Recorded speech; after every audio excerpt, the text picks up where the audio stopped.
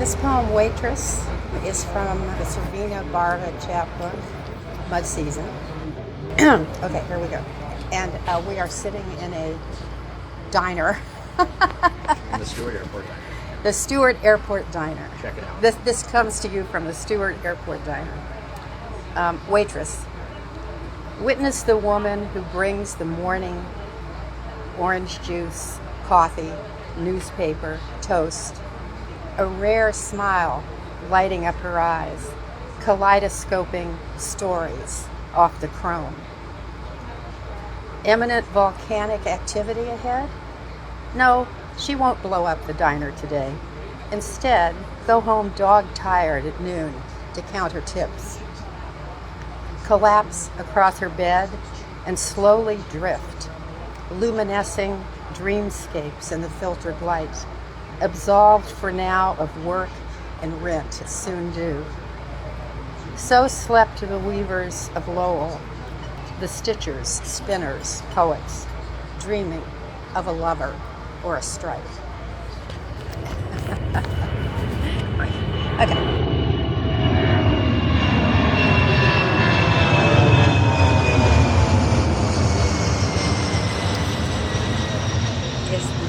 Is the film still on? Oh yeah. Oh my getting God. getting great B-roll here, Mom. Actually, the best B-roll we had was when you didn't know it was recording. Yeah. Yeah. Well, I'll try to forget.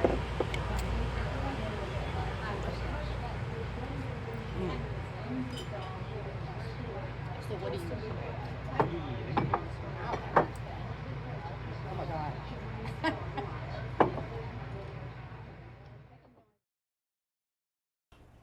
Hello, my name is Mary Buchinger, and I'm going to read from my newest book. It's called The Book of Shores. It was published in 2024 by Lily Poetry Review Books. And I'm going to read a section from the first sequence, which is called Seaway. My friend said she was lying in bed with mortality beside her. She was curious. Let mortality touch her.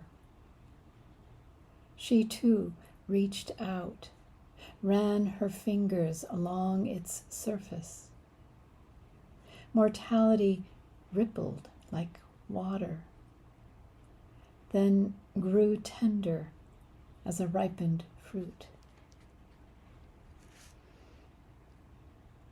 In the fullness of time, stones stacked one by one across a rivulet, recruitment of sticks and mud, what small hands can find.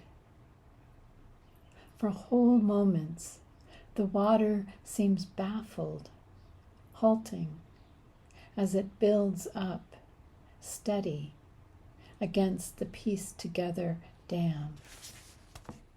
Hi, I'm Elizabeth Lund, and I am deeply grateful to Gloria for publishing my book, Unsilenced, in 2023.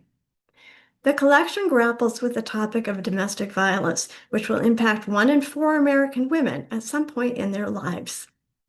The poem I'm about to read is set on the grounds of MCI Framingham, the women's prison here in Massachusetts. I volunteered at the prison once a week for 10 years. During that time, I met so many women who had been abused by a spouse or a lover, and oftentimes by a parent when they were young. What I realized is that for many of these women, they were imprisoned emotionally long before they were arrested. The poem is called Interrogation. For 3 weeks in March, a barred owl kept watch from a beech tree inside the barbed wire fence. Who comes for you? It asked every night of the women trapped in their prison blues. The question echoed across the empty yard. Who comes for you, or you, or you? Perhaps the bird divined lonely passings, or knew how lovers, friends, and children rarely visit. Who comes for you or remembers your name? The owl repeated until every brown leaf, still clinging from last season, shriveled and fell from the tree like an unspoken confession. Gloria, thank you for giving voice to the women in my poems, for giving voice to my work, and for your support of so many wonderful writers from around the world. You have inspired and informed people for so long, and I and so many others are very thankful for all you've done. Hi, I'm reading from the cottage where I wrote this poem, The Moth. It entered as soon as I opened the screen door, fluttered in behind my bed, and rested on the wall there, more restful than I. It was a small white visitor to our family cottage, with a head shaped like a Robin Hood cap. The next night it was there on the ceiling, turning brown. It was the spirit of my mother watching while my daughter tried the old face powders still in the drawer, still smelling sweet, and none of us willing to toss them. Celia tipped one cheekbone to the mirror, then the other, the way her grandmother would when putting on my face for cocktails or checking a hat for the symphony. Later, the moth watched from the bureau where I'd sniffed from my grandmother's glass perfume bottles long ago. The next night, the moth joined us for bedtime reading in the children's room. Last night, it was by the sink when I went to brush my teeth for bed. It was a giant among multitudes of lesser moths gathered by the nightlight. The jutting head, like one of Mom's crazy hats, and large dark eyes worried me a little, though it was now very still, its wings turning to powder. Thank you, Červená Barva Press. Hi, Gloria. Congratulations and happy 20th anniversary. What a wonderful idea for a celebration. This is Helen Bournas-Ney from New York City, and I'll be reading a poem from my collection, Just Like the Sky, but Nearer, to be published by Červená Barva next year. Window shopping. Some pass by windows with a monk's restraint, quickly see, just barely see, and do not even dream of touch. Others prowl there with a famished eye of the voluptuary, more matter without limit. For them, window shopping is a battle between want and have, station after station of the stubborn, separating glass. But not for me. I also pass, and yes, look in, love to look in. Bolts of blue silk furled round unsmelled perfume of the mannequins, charms of beads, canary yellow beads streaming over singing clavicles. I pass through noon and afternoon and dusk, and do not tire of this dream parade, this store of pictures gathered in the soul's vitrine, as I retire into a sated quiet and delight. Near night, on this side of the glass, I put on my new hat, the image-dripping hat of an imagined spring. Thank you. Hey, Glow, congratulations to you and Červená Barva Press on this momentous anniversary. You have absolutely been an inspiration to me in starting my own press and paying it forward. You took a chance on a wide-eyed young poet, because I was young to publishing poetry, even though I was on my way to becoming an old goat. And you published in 2013 Amores Gitanos, my first chapbook, and then in 2016 Melancolia, my first full collection. So thank you for everything that you do. And may Červená Barva Press keep on keeping on. I'm going to read this poem, Melancolia, with an epigraph by Frank Lima that says, "Walk into my cage and ask the lions." In my mouth, Melancolia is an orchard, a yellowing day and bluing night. In my rib cage, Melancolia is an ecstatic lilt made of pearls, my heart wet sand, pungent as dogwoods. In the graveyard of my head, in the lion's mouth, salty and wet, in the endless paso doble of my lungs, melancholia. In the absence, the nothingness, the lean, parched tongue of longing, in the winding along a cobblestone path, in this desolate garden, in my voice unheard, choked by dirt, in the secret of dew and scent of rebirth downwind, melancholia.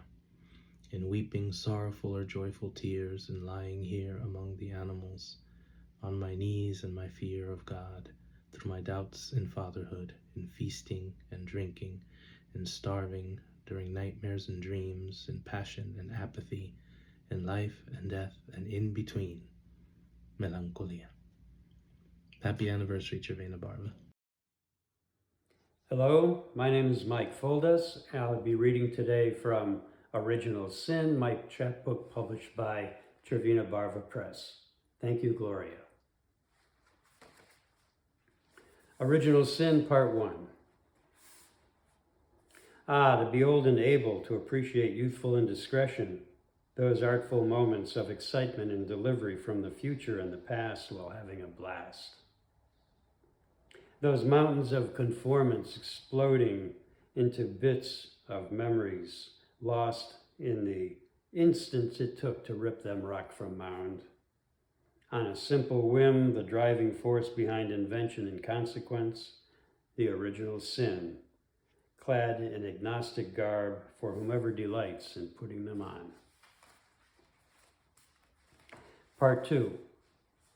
That was then, with apologies to VB. The transparencies had been expected.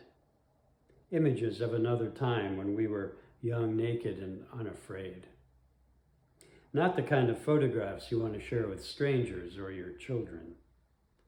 Pulled from slide sheets, they sat collected in a bag until the decision was made. The ash of their cremation settled on new-fallen snow. The smoke was intoxicating. And then I was alone again. Footballer. I am not interested in winning arguments because I'm not interested in having arguments. We've been pushing for decades, but the mountains have not moved. Rivers have not stopped flowing to the sea, and the sea still rolls onto shore, dropping kelp and shells that will survive on shelves long after echoes of the screams subside. Long after photos of the scenes fade to white, I am not interested in having arguments, but I do enjoy a good football game from time to time. Thank you very much. Hello, I'm Peter Bottéas, speaking to you from Elora, Ontario, Canada. I'm the translator and editor of Bathed in Moonlight by Vasiliki Rapti. On behalf of both Vasiliki and myself, a very happy 20th anniversary to Červená Barva Press, and our heartfelt congratulations to Gloria Mindock and all of her team for all the poetry that you've brought into the world, the authors that you've encouraged and to whom you've given voice. And now, a poem from Bathed in Moonlight. Directions. A desolate wind blows on Plum Island. When you left, were the beach plums in bloom? Was it then that people radiated with joy, when our home still treasured love and laughter? That wisp of a lady you once courted never left. She is still there maneuvering the halyard of the raging wind that will bring you back.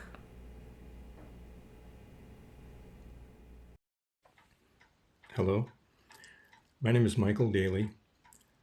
I'd like to thank Glo and Bill and Červená Barva Press for publishing my book, True Heresies, and congratulations to the press for this wonderful anniversary. I'd like to read the last poem in the book.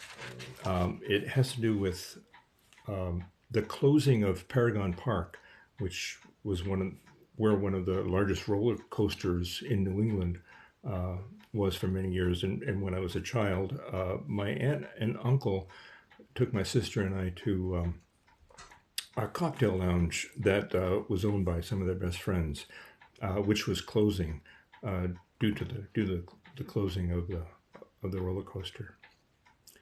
1957, Paragon Park. It begins with a quotation from T.S. Eliot, Little Gidding. Every poem, an epitaph, and any action is a step toward the block, to the fire, down the sea's throat, or to an illegible stone, and that is where we start. Carry me back into open daylight the way I carry now, one summer evening's end of the season, when the swaying giant roller coaster shut down. We were to sit by ourselves, my sister and I, beside the open barroom doors, fried clams, cokes, our beach wishes flung off the waves. 4 low, quiet voices, 2 men in scally caps, wives whispering. My sweet Aunt May, always in whispers, faces and gestures fixed in memory. The owners of the Beachtime Cocktail Bar, her friends. Our 2 children plates by the starlit doorway, chair legs upturned at all the other tables, ages 10 and 7. White sand, salt white beach. Hush, she said. Hush again. From those sad creaking bar stools, clink of glasses, ring of cigar smoke, the friar's sizzle. I'm back there now, though the grounds scraped bare and the insult of a bricked up plaza buried the sea. Wind and sand choked their lungs. Cancer's surprise ending to good, true friendship, when whispering, closing night of their final summer's run, the kindly beach in every way their own, crests above the sparking sand, gull screech, cool shade. Do I make too much of one summer evening? I changed my life, but I've carried them half a century, their gentle, intense goodbyes, into open daylight. Another now, not so different from this. Thank you.